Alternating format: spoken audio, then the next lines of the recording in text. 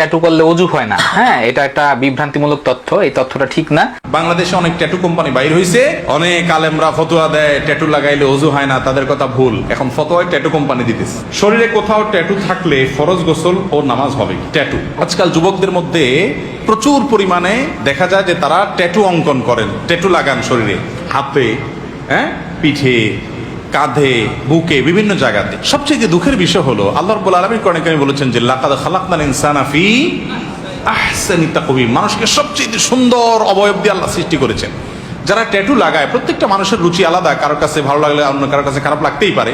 আমি ব্যক্তিগতভাবে এদের দিকে তাকালে দেখি আমার করুণা হয় যে এত সুন্দর হাতটা আল্লাহ তাআলা এত সুন্দর করে দিয়েছেন, ধবধবে সাদা অথবা কালোই হলো, কালোর ভিতরে সৌন্দর্য আছে। আল্লাহ তাআলা এত সুন্দর করে সৃষ্টি করেছেন, সেখানে সে ট্যাটু আঁকতেছে, দেখছেন না? ট্যাটু আঁকতেছে, এমন ট্যাটু আঁকতেছে যে এই ট্যাটুটা আমার কাছে তো মনে হয় যে চাঁদের মধ্যে কালিমার মতো আর কি। এত সুন্দর সৃষ্টির মধ্যে সেখানে ট্যাটু আঁকা ওইটাকে নষ্ট করছে।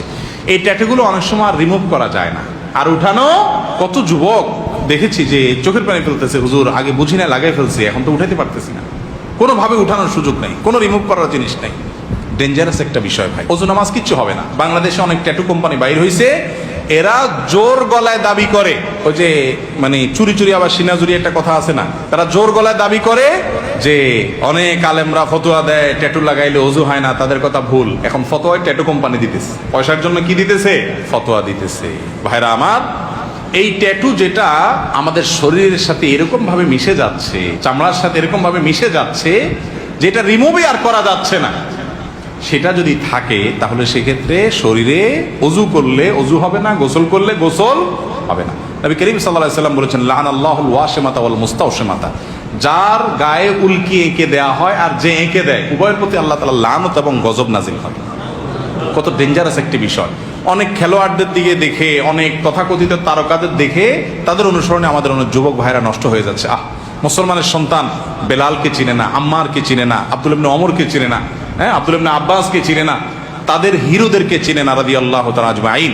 সে চিনে এই সমস্ত ফাসিকদেরকে, কাফিরদেরকে, আল্লাহর দুশমনদেরকে, পাপিষ্ঠদেরকে এবং গুনাহগারদেরকে।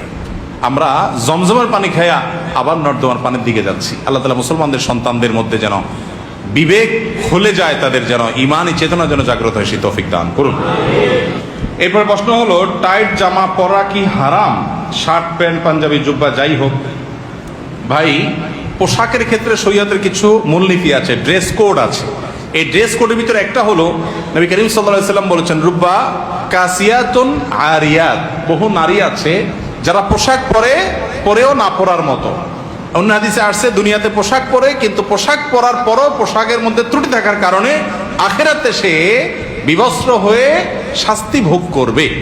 তো এই যে একটা ব্যাপার, এই কারণে এমন পোশাক পরা যাবে না যেটাতে পোশাকের উদ্দেশ্য ব্যাহত হয়। যেমন ফর এক্সাম্পল, এমন টাইট প্যান্ট আপনি পরলেন যে টাইট প্যান্টের কারণে আপনার শরীরের বিভিন্ন অঙ্গ এমনভাবে ফুটে ওঠে যেটার কারণে আপনার সতর লঙ্ঘন হয়।